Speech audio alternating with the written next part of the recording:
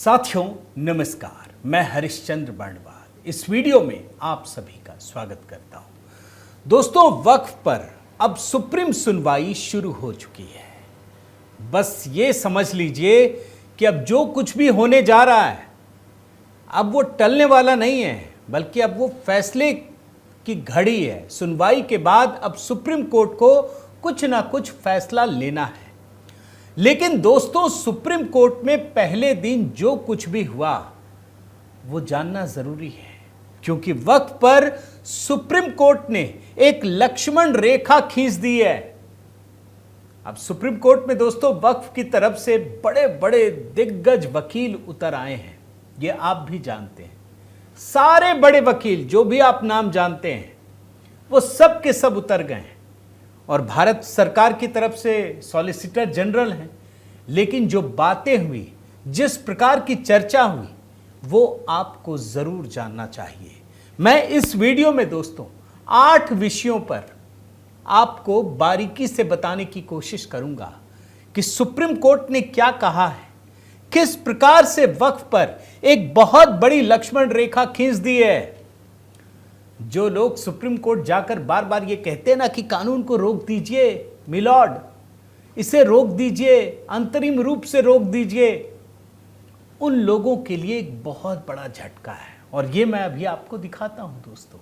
और इसमें आप ये भी समझ लीजिए, कपिल सिब्बल हो या बाकी लोग क्या चालाकी करने की कोशिश की, ये भी मैं आपको दिखाऊंगा। वो सॉलिसिटर जनरल ने पकड़ लिया और ऐसे ऐसे तर्क शब्दों के, वो भी देखना जरूरी है दोस्तों। मैं निवेदन करता हूं कि आप कमेंट के साथ जरूर जुड़िएगा, अपनी बात रखिएगा। और साथ ही दोस्तों, HB पोएट्री पर एक नई कविता अपलोड की है।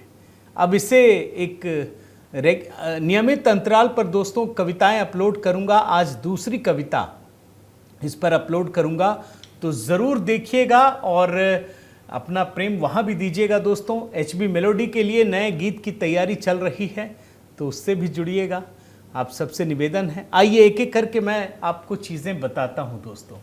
सबसे बड़ी बात तो ये है कि वक्फ पर इस समय जो सुनवाई चल रही है उसमें chief justice of India BR Gavai और जस्टिस ऑगस्टीन जॉर्ज मसीह, 2 जजों की खंडपीठ है और चीफ जस्टिस ऑफ इंडिया के नेतृत्व में इसकी सुनवाई हो रही है। इधर आप जानते हैं कपिल सिब्बल, अभिषेक मनु सिंघवी और तमाम बड़े वकील हैं, और दूसरी तरफ सॉलिसिटर जनरल तुषार मेहता हैं। सबसे बड़ा पॉइंट दोस्तों जो मैं आपके सामने रखने जा रहा हूं, जो लोग बार बार सुप्रीम कोर्ट जा करके ये कोशिश में लगे रहते हैं कि तुरंत किसी भी कानून को रोक लगा दिया जाए, उनको बड़ा झटका लगा है। आप ये हेडलाइन पढ़िए, जब तक संविधान के उल्लंघन का मामला स्पष्ट ना हो अदालतें हस्तक्षेप नहीं कर सकती। Chief justice of India BR Gavai ने ये टिप्पणी की है दोस्तों। ये बहुत बड़ा झटका है लेफ्ट लिबरल गैंग के लिए, जिनको लगता है कि तमाम कोशिशों के बाद कोई कानून बनता है संसद में, बस गए खटाक से रोक दिया। और देखिए चीफ जस्टिस ऑफ इंडिया क्या कहते हैं, संसद द्वारा पारित कानूनों में संवैधानिकता की धारणा होती है और कोई कानून संवैधानिक नहीं है, इसका जब तक कोई ठोस मामला सामने नहीं आता अदालतें इसमें हस्तक्षेप नहीं कर सकती। अब देखिए मैं लाइव लॉ का वो दिखाता हूं दोस्तों, CJI का जो कोट अनकोट में है, वो एग्जैक्टली देखना जरूरी है। For the interim relief unless you make out a very glaring case for interim relief, otherwise presumption is regard to the constitutionality of legislation. आप जानते हैं ना दोस्तों, जब chief justice of India Khanna साहब थे और जब ये सारी चीज़ें हुई, तब सॉलिसिटर जनरल ने भारत सरकार की तरफ से क्या कहा था कि आप इस कानून पर रोक नहीं लगा सकते भाई, और उन्होंने कहा कि हमको जवाब देने का मौका देना पड़ेगा। और फिर उसके बाद लंबा चौड़ा दोस्तों लिखित में जवाब दिया गया और ये कहा गया कि भाई जब तक संविधान का उल्लंघन ना हो आप कैसे रोक लगा देंगे। ये उसमें लिखा हुआ है। आप पूरी सुनवाई कीजिए, फैसला दीजिए, लेकिन यह अंतरिम रोक क्यों? और यही बात अब देखिए सुप्रीम कोर्ट में, जब नए chief justice of India Gavai साहब के सामने इसकी सुनवाई हो रही है, तब उन्होंने ये पूरी बात कही। मैं फिर से हिंदी में कहता हूं दोस्तों, बड़े ध्यान से सुनिएगा। संसद द्वारा पारित कानून के लिए संवैधानिकता की धारणा होती है और जब तक कोई स्पष्ट मामला नहीं बनता है तब तक अदालतें हस्तक्षेप नहीं कर सकती हैं। और आगे क्या लिखा है? हमें कॉलेज से यही सिखाया गया है, रोक का आदेश प्राप्त करने के लिए आपको एक मजबूत मामला बनाना होगा। खासकर आज के वर्तमान संदर्भ में हमें और कुछ कहने की जरूरत नहीं है। यानी यह स्पष्ट हो गया है कि अगर कपिल सिब्बल या बाकी वकील जो भी वक्फ कानून के खिलाफ गए हैं, अगर वो स्पष्ट रूप से कुछ नहीं दिखाते हैं, तब तक इस पर रोक नहीं लग सकती। ये बात खुद सुप्रीम कोर्ट ने कहा है। तो ये तो पहला विषय हो गया दोस्तों। अब दूसरे मुद्दे पर आइए। सुप्रीम कोर्ट में बहुत लंबी चर्चा हुई है, सबको 2-2 घंटे का वक्त दिया गया था। गवई साहब कह रहे थे कि जो बोलना बोलिए, बताइए, अपने तर्क रखिए। अब देखिए मजेदार चीज क्या है, जब ये सुनवाई हो रही थी तब सुनवाई के दौरान तुषार मेहता ने कहा कि भाई, जब इससे पहले चीफ जस्टिस ऑफ इंडिया के बेंच में सुनवाई हो रही थी तब 3 मुद्दे उठाए गए थे स्टे के लिए। हमने तीनों पर लिखित जवाब दिया। अब इन लोगों ने क्या किया है, चाहे कपिल सिब्बल हो या बाकी वकील हो, उन्होंने इसका पूरा रायता फैला दिया है। वो और सारे मुद्दे इसमें समेट करके ले आए। और आपको याद दिलाऊं दोस्तों, 3 मुद्दा क्या है? अदालत द्वारा waqf by user, waqf by deed, एक मुद्दा यह था। दूसरा मुद्दा था कि वक्फ बोर्ड और केंद्रीय परिषद में गैर मुस्लिम हो या ना हो, दूसरा मुद्दा। और तीसरा मुद्दा क्या था कि जो डीएम फैसला करेगा, कलेक्टर ये पता लगाएगा कि सरकारी भूमि है नहीं है क्या है। ये 3 मुद्दे थे। सॉलिसिटर जनरल ने तो अपना जवाब दे दिया, लेकिन जब इनके जवाब देने की बारी आई तो इन लोगों ने सारे मुद्दे उठा करके उसमें डाल दिए। अब सॉलिसिटर जनरल ने कहा है कि भाई, ये तो क्लैरिटी होनी चाहिए ना, पहले तो इसी मुद्दे पर बात हो रही थी। तो सुप्रीम कोर्ट से ये कहा है कि सिर्फ 3 ही मुद्दों को फोकस में रखिए जो पहले बात हुई थी, और हमने उसका लिखित में जवाब दिया है। तो ये दूसरा विषय है दोस्तों, जिस पर बात सामने आएगी कि इसमें क्या होना चाहिए। तीसरा मुद्दा, और यह बड़ा खतरनाक है, पंजीकरण का मामला। इसमें कपिल सिब्बल बुरी तरह से उलझ गए दोस्तों। जो लोग कह रहे हैं ना कि मोदी जी ने रजिस्ट्रेशन का कानून डाल दिया है, वो दरअसल है क्या कि पहले भी ये कानून था, कांग्रेस की सरकार ने चुपके से हटा दिया था 2013 में। अब मैं इसका आपको दिखाता हूं पढ़ करके कि क्या बातचीत होती है चीफ जस्टिस ऑफ इंडिया या दूसरे जस्टिस और कपिल सिब्बल के बीच। बड़े गौर से सुनिएगा, आपको इसमें बहुत सारे आंसर भी मिल जाएंगे। यह अंग्रेजी में लिखा है दोस्तों, मैं हिंदी में करके आपको बताता हूं। कपिल सिब्बल वे कहते हैं कि पिछले अधिनियम में पंजीकरण की आवश्यकता थी और आपने पंजीकरण नहीं कराया, इसे वक्फ नहीं माना जाएगा। कई 100, 200, 500 साल पहले बनाए गए थे। अब ये तो पढ़ते समय मुझे राम मंदिर का याद आता है। राम मंदिर में तो बड़ा दस्तावेज मांग रहे थे, अभी कह रहे हैं कि कैसे लाएंगे दस्तावेज। लेकिन छोड़िए राम मंदिर वाला मुद्दा, ये तो हिंदू समाज भुक्त भोगी है, ये भुगतने के लिए अभिशप्त है, ये सब सुन करके लगता है। खैर छोड़िए। कपिल सिब्बल कि ये कहते हैं पंजीकरण की पहले भी आवश्यकता थी, कई 100, 200, 500 साल पहले बनाए गए थे। सीजेआई ने पूछा, क्या पहले के कानून में पंजीकरण की आवश्यकता थी? सिब्बल ने कहा, हां, इसमें कहा गया है कि इसे पंजीकृत किया जाएगा, लेकिन पंजीकरण न कराने पर कोई परिणाम नहीं था। मतलब ये तो था कि पंजीकरण करना पड़ेगा, लेकिन अगर नहीं किया तो कुछ नहीं होता था, ये बता रहे हैं। सीजेआई ने पूछा, क्या वक्फ संपत्तियों के पंजीकरण का प्रावधान अनिवार्य था या सिर्फ ऐसा करने का निर्देश था? तो कपिल सिब्बल कह रहे हैं कि उसमें शैल शब्द का इस्तेमाल किया था। तो तो सीजेआई कहते हैं केवल शैल शब्द के प्रयोग से पंजीकरण कराना अनिवार्य नहीं हो सकता। सिब्बल कहते हैं परिणाम नहीं था, वक्फ की प्रकृति बदल जाएगी कि इसे वक्फ नहीं माना जाएगा।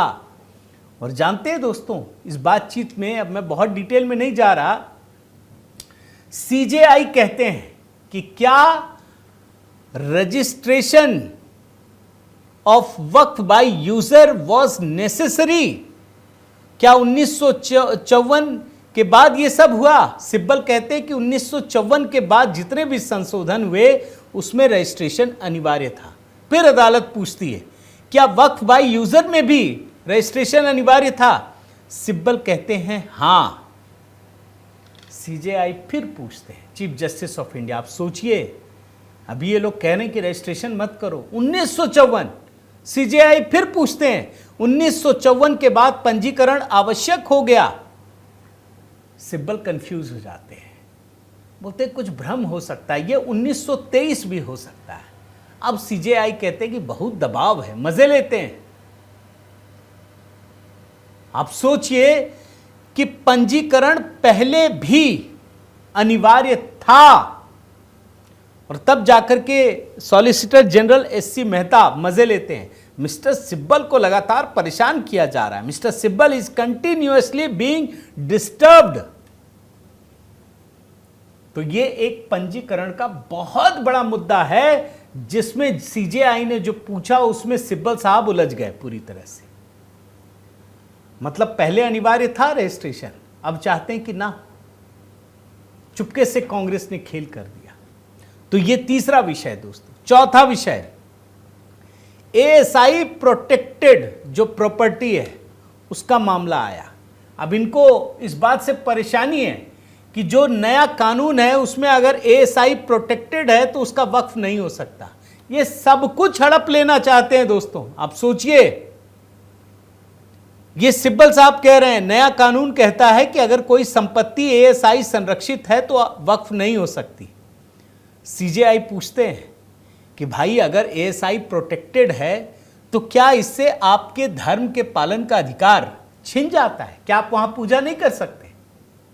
भाई हमने तो देखा दोस्तों, संभल मस्जिद वो तो एएसआई प्रोटेक्टेड है, जाके पूजा करते हैं ना, नमाज पढ़ते हैं ना वहां पर, बल्कि एएसआई को परमिशन लेना पड़ता है। और सीजेआई ने बाकायदा एक उदाहरण दिया कि मैंने एक एएसआई संरक्षित मंदिर का दौरा किया, मैंने देखा भक्त वहां प्रार्थना कर सकते हैं। अब सिब्बल कहते हैं कि ये जो है आर्टिकल 25 का वायलेशन है। सीजेआई कहते हैं नागरिकों से उनकी धार्मिक प्रथा जारी रखने का अधिकार छीन लिया जाएगा, इसलिए ये अनुच्छेद 25 और 26 का उल्लंघन है। श्री मेहता इसे दर्ज करें, मतलब सॉलिसिटर जनरल वो बोलते हैं कि हम कर रहे हैं, लेकिन ये तथ्यात्मक रूप से गलत है। तो ये चौथा विषय है एएसआई प्रोटेक्टेड प्रॉपर्टी पर। अब पांचवा विषय पर आइए दोस्तों, ये भी बड़ा गंभीर है। कपिल सिब्बल कहते हैं कि कुछ कानून ऐसे हैं जिसको वोटिंग में शामिल कर लिया गया लेकिन इस पर चर्चा ही नहीं हुई, ना जेपीसी में चर्चा हुई ना वोटिंग से पहले इस पर चर्चा हुई। और ये नाम लेते हैं कानून का सेक्शन 3D और सेक्शन E। सॉलिसिटर जनरल इस पर भी आपत्ति जताते हैं दोस्तों, और बाकायदा सुप्रीम कोर्ट से ये कहते हैं कि सिब्बल के इस बयान को रिकॉर्ड पर लिया जाए। अब देखिए ये बड़ा गंभीर मामला है कि संसद में हुई चर्चा पर बातचीत हो रही है, कि संसद में चर्चा नहीं हुई। तो अब ये तो बड़ा, मतलब मैं समझता हूं दोस्तों बड़ा गंभीर प्रकृति का है कि आप सोचिए कोई कानून बनेगा नहीं बनेगा, अगर ये सुप्रीम कोर्ट से तय होगा तो फिर तो सुप्रीम कोर्ट ही जाना चाहिए सरकार को। मैं तो कहता हूं बेकार इतना सब कुछ करना है, ये चर्चा वहीं करवा लीजिए, लेके आइए, पूछिए कि मिलॉर्ड हम ये कानून बनाना चाहते हैं, इस पर चर्चा पहले कर लीजिए, फिर जो आप बोलेंगे वही बना देंगे जा करके। तो मुझे तो बड़ा गंभीर लग रहा है दोस्तों, आप कमेंट करके जरूर बताइएगा। ये पांचवा विषय है। छठा विषय आइए, अगर संपत्ति रजिस्टर्ड नहीं है तो क्या होगा? अब सिब्बल साहब को ये बहुत बड़ी परेशानी हो रही है। सिब्बल साहब कह रहे हैं, मैं पढ़कर सुनाता हूं, हिंदी में लिखा है, अगर कोई विवाद हुआ तो क्या होगा? जब तक प्रॉपर्टी रजिस्टर्ड नहीं हो जाती तब तक मैं मुकदमा भी दायर नहीं कर सकता। मेरा मुकदमा दायर करने का अधिकार भी छीन लिया गया है। यहां तक कि संपत्ति पर कब्जा होगा और इसके खिलाफ शिकायत भी की अनुमति भी नहीं होगी। यह घोर उल्लंघन है। सुप्रीम कोर्ट कहता है कि पहले के अधिनियमों में भी रजिस्ट्रेशन का प्रावधान था, इसलिए इस अधिनियम से पहले रजिस्टर्ड सभी वक्फ इससे प्रभावित नहीं होंगे।